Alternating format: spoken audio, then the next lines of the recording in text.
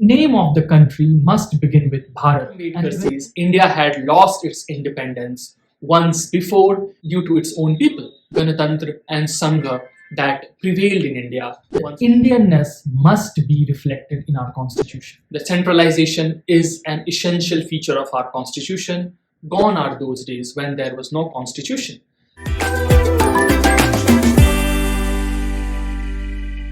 Welcome to Civic Sense. We bring to you our new series, Days Before Iconic Events, where we explore into past few days leading up to an iconic event, nationally and internationally. In our first episode, we are looking at the last 3 days of Constituent Assembly of India leading to the birth of India's Republic on 26 January 1950. We explore 25th of November, 26th of November 1949 and 24th of January 1950. The Constituent Assembly of India was first convened on 9 December 1946 and it took 2 years, 11 months and 17 days to craft our constitution. We explore what happened in last 3 days of our Constituent Assembly. What did members discuss? What were the issues that they raised? And how did our Constituent Assembly concluded its session? You must be wondering about a simple question, that what is a constitution? Our Constituent Assembly members have answers for you. Sita Ramaiya says constitution is a grammar of politics. It's like a compass for political mariner. So those who know how to navigate it, constitution is a very useful tool for them. For Rajan Prasad, those who knows how to control and operate the constitution will make sense for them. So this lifeless machine comes to life when you know how to use it for judicious purposes, how to use the constitution to implement values and norms in the society. For Rajan Prasad, only honest men and women of integrity and honesty can actually understand the value of the constitution. But apart from this, in those last 3 days, our members also discussed issues of centralization and federalism, the civilizational aspect of India, and the impending dangers for Indian democracy. Do you know that many members of the Constituent Assembly supported centralization? They said that centralization is an essential feature of our constitution, given the circumstances when India undergone to a treacherous partition. There were 562 princely states which needed to be weaved together into a nation. There were regional issues and linguistic issues, and therefore the members supported the centralization provisions because only a powerful center can actually withhold these kind of plurality into one nation. In this context, if our nation is not powerful, it will become very difficult for them to accommodate the country together. And therefore, Frank Anthony supports the centralization in order to preserve the accommodation of our country. Similarly, another member, Jagat Narayan Lal, supports the centralization provision because he was looking into the aspect of solidarity and unity of the nation. Moreover, even Dr. Ambedkar supported the centralization provisions. According to Dr. Ambedkar, the overriding powers of the center or the union is not a norm but an exception. That is to say, some of the extraordinary powers that lies with the center were actually applicable only under extraordinary circumstances such as emergency, national emergency. And therefore, Dr. Ambedkar says that the centralization do not undermine federalism. Another aspect where the central government is generally powerful vis-a-vis the federal structure, Ambedkar said. According to Dr. Ambedkar, it was need of the hour. The impending crises such as regional issues, linguistic issues, and the treacherous partition compelled the constitution makers to imagine or envisage a powerful central government which can control or which can keep the unity and strength of our nation together in times of crisis. They were visionary. We see this kind of crisis emerging in 1970s and 1980s India with the rise of Maoism, Naxalite movement, and different kinds of separatists movement in different parts of India. Moreover, in these last 3 days of our Constituent Assembly, the members also discussed the civilizational aspect of our nation. Jagat Narayan Lal says that the name of the country must begin with Bharat, and even in the constitution, Bharat must precede India. It is a civilizational name, and therefore we should know India by its original name, which is Bharat.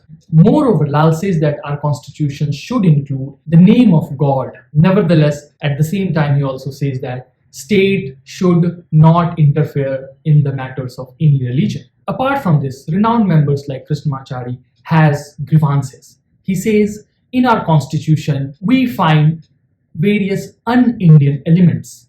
He was of the opinion that the Indianness must be reflected in our constitution. But the Constituent Assembly in its last 3 days is also known for Dr. Ambedkar's speeches. Dr. Ambedkar says India had lost its independence once before due to its own people. From the invasion by Muhammad bin Qasim to Muhammad Ghori to the fight against Mughals and the Britishers, Dr. Ambedkar says that our own people betrayed us. Betrayal haunts India, and therefore Ambedkar said that this cannot happen again. Cheerfully, Ambedkar sheds light on the ancient democratic political systems that prevailed in India.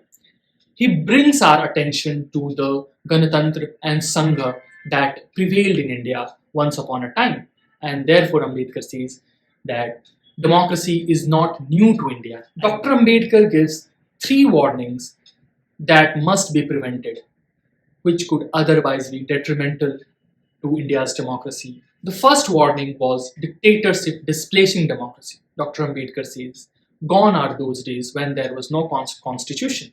Under British Raj, we adopted different kinds of tactics, revolutionary tactics, and the grammar of anarchy to fight against them. But now we have a constitution, and the constitutional methods gives us enough leeway to put forth our socio-economic grievances. And therefore, any kind of revolutionary tactics and grammar of anarchy must be rejected. Dr. Ambedkar promotes the constitutional methods that people must avoid. Otherwise, democracy will lead to chaos, disturbances, and anarchy. Dr. Ambedkar says that the hero worship or the bhakti in politics is a sure shot destruction of democracy. Dr. Ambedkar says hero worship leads to degradation. Bhakti in religion, according to Dr. Ambedkar, is the road to salvation of soul, but bhakti in politics is road to degradation, to dictatorship.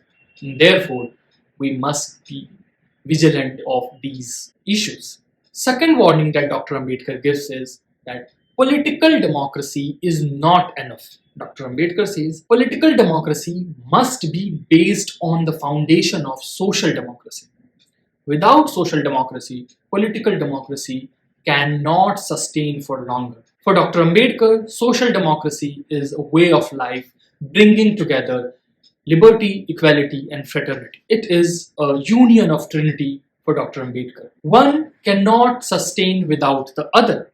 Without liberty, equality will not sustain. Without equality, fraternity will not sustain. And therefore, Ambedkar says that we must create a seamlessness, we must create a synergy between liberty, equality, and fraternity in order to create a social democracy that will in turn create favorable conditions for political democracy, and these two go hands in hand. Third warning that Ambedkar gives is that on 26th January 1950 onwards, we are going to enter into a life of contradictions. Dr. Ambedkar says that Constitution gives us political equality. One man, one vote, one vote, one value. And so politically we are all equal. We abide by the principles of political equality. But Dr. Ambedkar brings our attention to another aspect of social equality when he says, but in reality, in our society, we are still not following the norms of equality. That is, one man, one value. Dr. Ambedkar says social inequality and political equality is the contradiction that he refers to. And therefore, all of us must work towards creating the situation of social equality as well, along with political equality. Without social equality, the institutions of political equality will crumble. The democratic system will lead to chaos and anarchy. The people who are facing social inequality will doubt the integrity of democracy and the constitution. And therefore, all of us must work together to create the conditions of social equality along with political equality.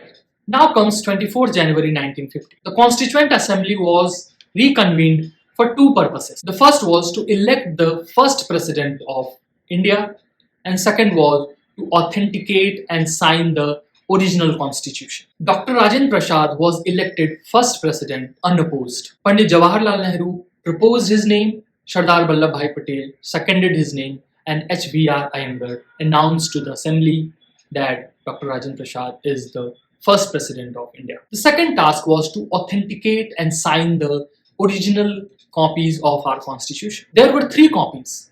First was in written form in English. Second was translated copy in Hindi, handwritten.